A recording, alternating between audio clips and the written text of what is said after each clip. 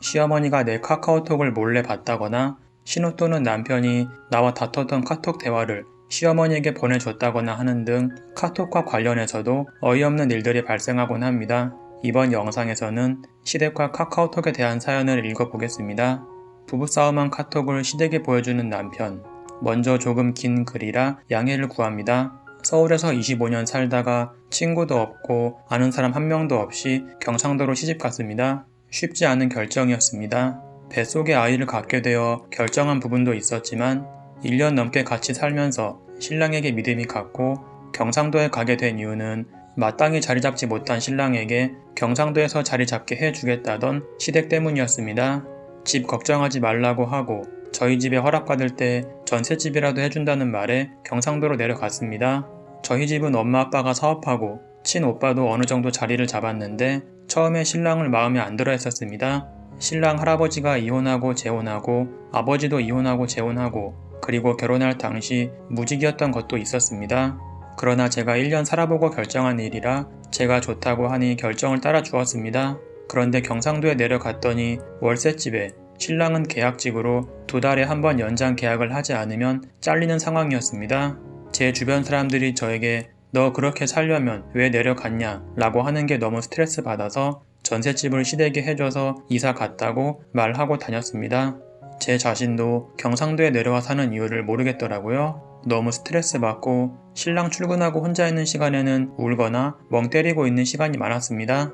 시댁은 금전적으로 저희를 도와주지 않았습니다. 심지어 중고차도 소형차 똥차 하나 주면서 매달 돈 갚으라고 하더라고요. 저희 친정엄마는 저희 신랑이 일자리 제대로 못 잡은 거 아니까 매달 고기 보내주거나 생필품 사서 보내주시고 어디 해외여행 가거나 쇼핑 가면 제 것은 안 사와도 신랑 것은 지갑, 운동화, 장갑 등 뭐든 사 오셨습니다. 제가 임신 중에도 시댁에 가면 살이 왜 이렇게 쪘냐고 하고 애기 가졌을 때 살 많이 찌면 안 된다고 하더라고요. 임신 중에도 스트레스 많이 받았습니다. 본인의 아버지를 무서워하는 신랑이라 시아버지가 집에 오라고 하면 거절도 못하고 신랑 쉬는 날마다 시댁에 갔습니다. 시댁만 다녀오면 신랑이랑 싸웠습니다. 제가 시댁에 무슨 말만 하면 신랑 누나도 시집 갔는데 신랑 누나는 안 그랬다고 하면서 반박하고 뭐만 말하면 다른 사람들도 다 그래 하면서 저를 이상한 사람처럼 만들더라고요. 그래서 시댁 가서는 그냥 네네 하고 집에 가는 길에 신랑에게 화풀이했습니다. 옆에서 말도 못하고 눈치만 보는 신랑도 답답했으니까요. 오죽 신랑이 자기 집안이 답답했으면 돈도 안 보태주고 하니 답답해서 유서를 쓰고 극단적인 생각까지 했었다고 하더라고요.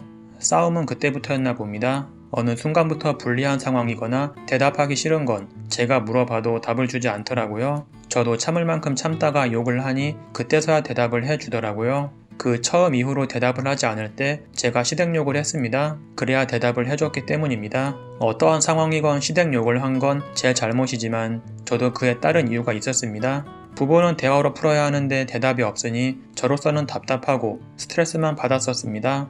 시댁은 저 애기 낳았을 때도 10원짜리 한 푼 대준 적 없고 육아용품은 누가 쓰던 거 얻어준 게 다였습니다.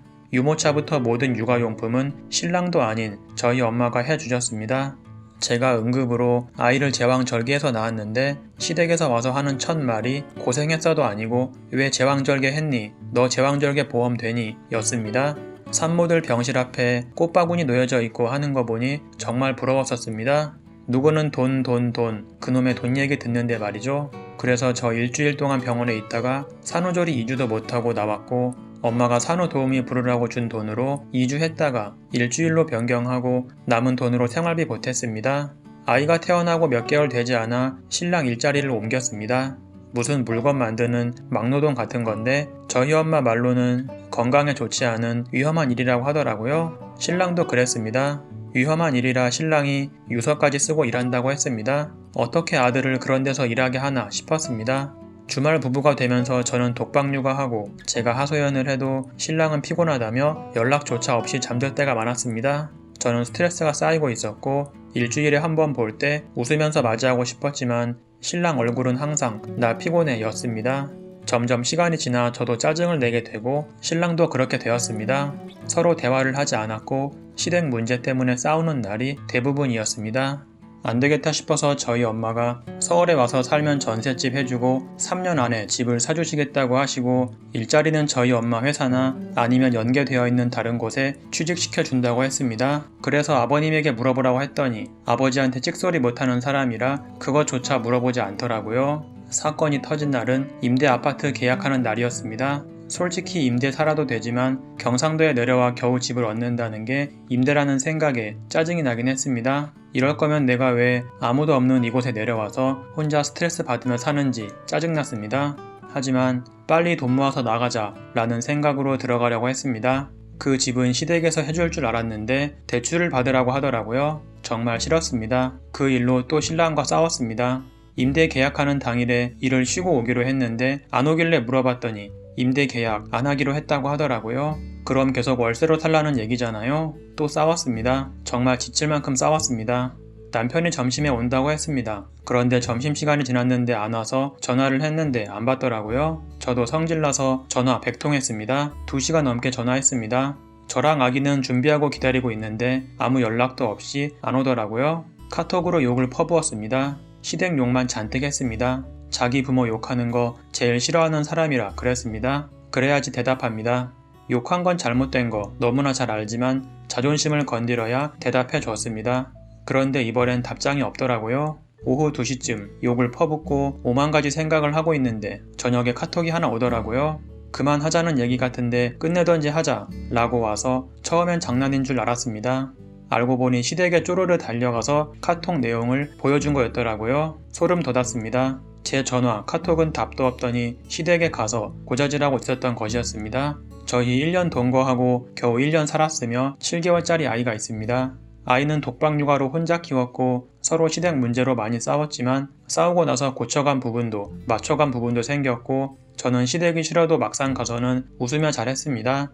부부란 대화를 하며 조율하며 사는 거라 생각했습니다. 그리고 그렇게 하고 있었습니다. 그런데 어느 순간부터 제가 하는 말에 대답을 안 하기 시작했습니다. 제가 화를 내거나 욕을 하며 자존심을 상하게 해야 대답을 해줬습니다. 그러다 이번에 사건이 터졌습니다. 자기네 집에 가서 제가 욕한 걸 보내주고 전에 부부싸움 했던 지나간 얘기까지 다 하고 저한테는 시아버지 때문에 어쩔 수 없이 위험한 곳에서 일한다고 하더니 시댁에 가서는 제가 시켜서 유서 쓰고 그랬다고 거짓말을 하더라고요. 정말 소름 돋았습니다. 시댁 문제 이외에 문제가 없어서 사건 터지기 2주 전까지만 해도 둘째 계획하고 있었는데 정말 소름 돋더라고요. 시댁에서 카톡을 보고서 화가 나서 저희 엄마 아빠한테 전화해서 저 데리고 가라고 했습니다. 딸 가진 사람은 무슨 죄인입니까? 오라고 하면 오고 가라고 하면 가고 해야 합니까? 그날 제 얘기는 들어보지도 않고 밤 9시 넘어서 자고 있는 아이 안고선 서울로 쫓겨나고 시댁에서 신랑하고는 전화 통화도 못하게 했습니다.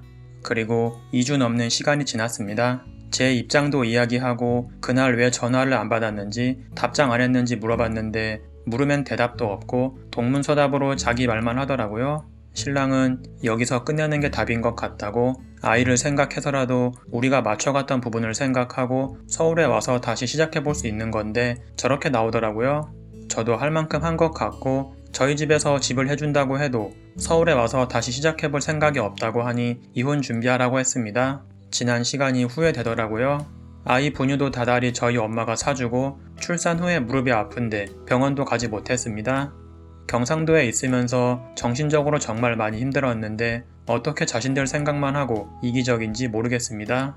제가 원인 제공을 했다고 하는데 욕한 건 제 잘못이지만 그렇게 만든 사람 또한 잘못이라고 생각합니다. 처음부터 못해준다고 했으면 경상도로 내려가지도 않았을 텐데 집을 해주겠다, 일자리 구해주겠다 라는 거짓말로 저를 내려가게 해놓고 제가 힘든 건 다른 사람들도 다 그렇게 시작한다고 제가 이상하고 속물인 것처럼 만들고 아이 장난감 한번 사준 적 없고 저를 가정교육 못 받은 사람 취급하고 장남이라고 하면서 제대로 대접해준 적 없고 애기 낳기 전에 언니가 놀러 오셨는데 언니가 시집갈 땐 다 해주고 싶고 안쓰럽고 마음이 아팠는데 신랑이 장가가니까 다 해주기 싫고 얄밉고 아깝다고 하던 시댁입니다. 그 말이 아직도 가슴에 박혀 있습니다. 처음엔 신랑하고 헤어지는 게 싫었지만 지금은 저희 집에서 어떻게 해줬는데 신랑이 저한테 연락 안 해도 저희 엄마한테는 해줘야 하는 건데 연락 한 통 없고 잠수 타는 게 이해가 되지 않고 배신감과 분노가 차오릅니다. 저희 엄마는 싸워도 저를 혼냈고 신랑한테 미안하다고 대신 말하고 신랑 생일에 차 한 대 뽑아주려고 했던 장모였습니다. 결혼 이야기가 나왔을 때 저희 집이 사업하니까 서울에서 하기로 했는데 버스 대절비 얘기부터 하더라고요. 그놈의 돈. 저희 집에서는 신랑 양복, 시계, 심지어 저희 결혼 반지까지 해준다고 했는데 시댁에서는 한복 대여하러 가자고 하더라고요. 나중에 팔찌랑 해주겠다고 하면서요. 저희 엄마는 그냥 넘어갔습니다. 저희 집에서 얼마나 참고 넘어간 건 생각 안 하고 오죽했으면 이라는 생각은 안 하고 저희 집은 저를 죄인 취급하고 있습니다. 제가 욕한 것, 잘못한 거 인정합니다. 다만 혼자만의 잘못은 아니라는 걸 어떻게 알게 해줘야 할지 모르겠습니다. 아이가 보고 싶어서라도 저희 엄마가 얼마나 챙겨준지 안다면 연락 한 통이라도 와야 하는데 이혼 통보 하나 해놓고 잠수 타고 이혼을 하더라도 혼자 하는 게 아닌데 참 답답합니다. 지금 나랑 연애하는 줄 아는 건가 싶기도 합니다. 분노하는 제가 이상한 건지 저녁에 쫓겨나서 아이 옷도 몇 개 가져온 게 다이고 다시 내려가서 짐 챙겨와야 하는데 정말 가기 싫습니다. 경상도에 내려가 살면서 기댈 곳도 제 편도 없었습니다. 시간을 되돌리고 싶습니다. 정신적으로 많이 힘들어서 이것저것 적어봤습니다. 다음은 두 번째 사연입니다. 제 카톡 대화를 시어머니가 몰래 보시고 프린트까지 했습니다. 많은 분들의 의견이 궁금하여 이렇게 글을 쓰게 됐습니다. 아기 돌잔치 문제로 컴퓨터를 쓸 일이 있어서 시어머니 사무실에 가서 컴퓨터를 잠깐 쓴 적이 있습니다. 카톡으로 사진을 다운받아야 해서 컴퓨터에 카톡을 깔았는데 문제는 컴퓨터를 사용하고 나서 카톡 대화만 닫았지 로그아웃을 안 했다는 겁니다. 바보라고 하셔도 할 말 없습니다. 그래서 시어머니가 다음날 본인 사무실 컴퓨터로 제 카톡 대화창을 켜고 카톡을 몰래 보셨습니다. 그 중엔 시댁 관련 욕이 많았습니다. 시어머니는 그 카톡 대화를 프린트까지 해서 제 친정엄마께 보여드렸습니다. 그 사건으로 시댁 식구들과 친정 식구들이 만나게 되었습니다. 저는 욕한 건 죄송하다. 그런데 저도 힘들었다. 로 시작해서 시집살이를 하면서 겪었던 서러움을 모두 토해냈습니다. 왜 제가 그런 욕을 했는지 아셔야 할 것 같았습니다. 저와 시부모님이 했던 대화를 대충 끄적여 보겠습니다. 아버님, 기억하고 계실지 모르겠지만 저 임신했을 때 출산하러 가기 며칠 전까지도 거의 날마다 백수 도련님 점심을 제가 챙겼었는데 하루 안 차렸다고 저보고 왜 도련님 밥 안 차렸냐고 타박하신 적 있지 않느냐. 뿐만 아니라 밤늦게 들어오는 남편 식사 준비하는 저한테 네 도련님한테는 맛없는 거 주고 네 신랑만 맛있는 거 차려주냐고 하지 않으셨냐. 저는 남편 밥 차리는 그 몇 배로 도련님 밥에 더 신경 썼었다. 남편은 뭐든 맛있다고 해주지만 도련님은 맛 없으면 맛없다고 말도 못하고 억지로 먹어야 하기에 나는 남편보다 항상 도련님 밥 차리는데 더 정성 들였다. 그런데 한 번 안 차렸다고 그렇게 타박하신 거 기억나시냐? 그러자 시아버지는 임신을 했던 안 했던 하루 종일 도련님이랑 같이 있는데 도련님 밥 차리는 게 뭐가 그리 어렵냐? 안 차려줘서 뭐라고 할 수 있는 거 아니냐? 뭐가 그게 서운한지 이해가 안 된다. 그래서 저는 임신했을 때부터 남편과 싸우면 남편은 제게 폭력적이고 폭언을 일삼았다. 임신했을 때는 어머님, 아버님께 말씀 안 드리고 나 혼자 삭혔다. 그런데 애기 낳고 애한테까지 폭력적으로 구는 남편이 차마 감당이 안 되어 어머님, 아버님께 도움을 요청했을 때 어머님, 아버님은 어떻게 하셨냐. 남편 버릇 못 고치니까 너가 이혼해라. 딱 이 말씀만 하시더라. 절 위해서라고 말씀하셨지만 아기가 있는 상황에서 어찌 그렇게 쉽게 이혼하라고 하시냐. 제가 이혼하려고 어머님, 아버님께 울면서 얘기를 드렸겠냐. 같이 사는 동안 함께 남편의 버릇을 고쳐달라고 했던 건데 이혼하라는 말만 하고 딱 끝내시더라. 그리고 내가 남편이랑 싸우다가 남편이 내 볼을 꽉 움켜쥐어서 얼굴에 멍이 들었을 때 기억하시냐. 그때 뒤에서 아버님이 어머님께 저 싫다고 뒷담하시지 않았냐. 나는 정신적으로나 육체적으로나 힘든 시기였는데 내가 남편의 폭력적인 성향을 친정 식구들에게 알리고 남편과의 말싸움을 녹음한 것을 친정 식구들에게 들려줬다고 해서 아버님은 얼마나 다쳤는지가 중요한 게 아니라 자기 아들 나쁜 놈 만든 저에게 인간적으로 실망했다 라는 말씀 하시지 않으셨냐. 이혼할 생각 아니면 남편한테 얼마나 맞던지 저 혼자 참고 살라고 하지 않았었냐 라고 했고 시아버지는 네가 친정 식구들한테 아들의 폭력적인 모습과 녹음한 것을 알린 게 잘못이다. 그리고 녹음을 한 건 네가 이혼할 생각으로 그렇게 녹음한 거라고 밖에 생각할 수 없다. 그리고 너는 내가 볼 때 아내로서의 점수가 100점 만점에 50점이다. 한두 잔 먹고 끝내야지 애엄마가 그렇게 먹으면 어떡하냐. 대충 이런 식으로 대화를 하게 되었습니다. 대화만 보시면 제가 어떤 식으로 살았는지 대충 짐작되실 것 같습니다. 뿐만 아니라 저 같은 경우 집에서 아기를 키우는 상황이라 어머님보다 몇 배 더 집안일을 많이 합니다. 화장실 청소, 바닥 청소, 빨래는 거의 제 차지였습니다. 어머님은 사무실에 나가셔도 일이 없으셔서 영화나 드라마 아니면 같이 일하는 언니와 놀러 갔다 오셨습니다. 저는 집에서 애기 보면서 집안일을 거의 도맡아 해왔습니다. 비데에 묻어있는 대변 자국이 아버님 것인지 도련님 것인지 남편 것인지 정말 토 나오는 비데 청소도 제가 해야 할 일이었고 도련님까지 합쳐서 무려 6명이 사는 곳에서 하루에 한 번씩 옷을 벗어놓고 수건을 던져놓은 빨래통을 비우기 위해 하루에 한 번씩 거의 매일 세탁기를 돌렸습니다. 어머님은 항상 하지 마라, 내가 나중에 하겠다 라고 말만 하시지 실천하지 않았습니다. 아버님 도련님 속옷조차 아주 가끔씩 개는 사람이었습니다. 거기다가 제가 아기를 낳고서 맘카페를 시작하시면서 활동을 얼마나 열심히 하시는지 하루에 한 번은 맘카페 얘기를 하셨습니다. 제 입장에서는 맘카페 하실 시간에 아버님 도련님 속옷이라도 계셨으면 좋았을 텐데 말이죠. 항상 돈만 있었으면 내가 너희들 분가시켜 줄 텐데 라는 말만 하셨습니다. 그런 분들이 작년부터 올해까지 1년에 4번이나 해외여행을 가시나요?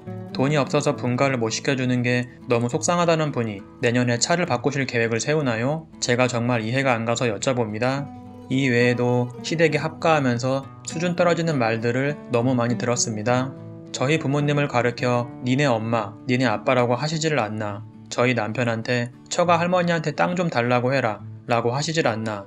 어머님이 너무 제 아기를 본인 아기처럼 품으시려는 경향이 있어서 제가 어머님, 아기만 신경 쓰지 마시고 저도 챙겨주세요 라고 웃는 얼굴로 말했다가 아버님한테 너는 네 딸 질투하냐? 너는 엄마가 돼서 딸을 질투하고 있냐? 라는 소리를 듣지를 않나. 이런저런 사건들을 겪으면서 저는 지칠 대로 지칠 상태고 중간 역할 못한 남편에게도 애정이 많이 식었습니다. 그런데 마침 이 카톡 사건이 터져버렸습니다. 친정엄마는 제 얘기를 들으시고 정신과에 같이 가보자고 하셔서 어제 갔다 왔습니다. 스트레스가 심한 편이나 다른 정신적인 부분에 있어서 정상으로 나왔습니다. 의사 선생님은 제 얘기를 들으시고 제가 욕한 카톡 프린트까지 읽으셨습니다. 적어도 2달 이상은 시댁에 절대 들어가지 말라고 하셨습니다. 저는 본인들 때문에 정신과까지 갔다 오는 마당에 본인들은 지금 새 차를 예약해 놓고 영화 외식을 즐기고 있답니다. 남편에게 들은 내용입니다. 지금 제가 시댁으로 들어와서 잘못을 빌고 좋게 풀어나가길 원하신다고 합니다. 하지만 전 너무 싫습니다. 얼굴 보는 것도 싫고 목소리조차 듣는 것도 싫습니다. 잘못 비는 건 더더욱 싫습니다. 어머님의 경우 제가 욕한 카톡을 같이 일하는 언니에게까지 보여주셨더라고요. 어머님은 어제 저희 친정엄마한테 제가 이기적인 경향이 있다고까지 했습니다. 어제 정신과 갔다 온 것도 아시는 분이 병원 얘기는 일체 안 하시고 그 얘기를 하시더랍니다. 저도 압니다. 욕한 것 자체는 제 잘못입니다. 일단 당사자가 그걸 보았으니까요. 하지만 그것마저 없었으면 저는 화병으로 쓰러졌을 겁니다. 오히려 저는 지금 이렇게 터져서 너무 홀가분합니다. 분가는 확정이니 이제 한 달에 한 번 이상씩 시할머니 댁에 안 가도 되고 아버님, 도련님 속옷도 안 개도 되고 하루에 한 번 이상 빨래도 안 해도 되고 막말도 안 들어도 되고 제가 집안일 할 때 핸드폰 하고 계신 어머님을 안 봐도 되니 단칸방에 나가 살아도 이것보단 훨씬 행복할 것 같습니다. 남편이 오로지 제 편을 들고 있긴 하지만 언제 바뀔지 모르는 게 변수입니다. 그런 저에게 시부모는 지금 자신들에게 잘못했다고 용서를 빌고 집에 들어와서 분가 계획이 있던 3월까지 살기를 바라고 있습니다. 친정엄마도 잘못을 비는 건 맞다고 합니다. 하지만 저는 절대 그러고 싶지 않습니다. 제 카톡 대화를 하나하나 클릭해보고 염탐하고 프린트까지 한 시어머니가 소름 끼칩니다. 하지만 지금 그분들은 자신들이 좋은 시부모였고 제가 별것도 아닌 일에 스트레스를 받아서 시부모를 욕한 천하의 나쁜 사람으로 생각하고 있는 듯 합니다. 다른 분들이 봤을 때 어떻게 생각하실지 모르겠습니다. 시부모를 앞으로 살면서 한 번이라도 볼 상상만 해도 그냥 이혼하고 싶은 마음만 간절합니다. 사연은 여기까지입니다. 카톡과 관련한 여러 문제들은 이것뿐만이 아닙니다. 나가고 싶은데 나갈 수가 없는 시댁 단톡방, 프로필 사진 하나 내 맘대로 못하게 하는 간섭 등 과거엔 없었던 여러 갈등이 카톡 때문에 생겨났습니다. 시댁에서 카톡을 할 때는 언제나 주의할 필요가 있고 카톡 내용을 시댁에 고자질하는 그런 남편은 반드시 버릇을 고쳐주시길 바랍니다. 여기까지 들어주셔서 감사드리고 영상을 마치겠습니다.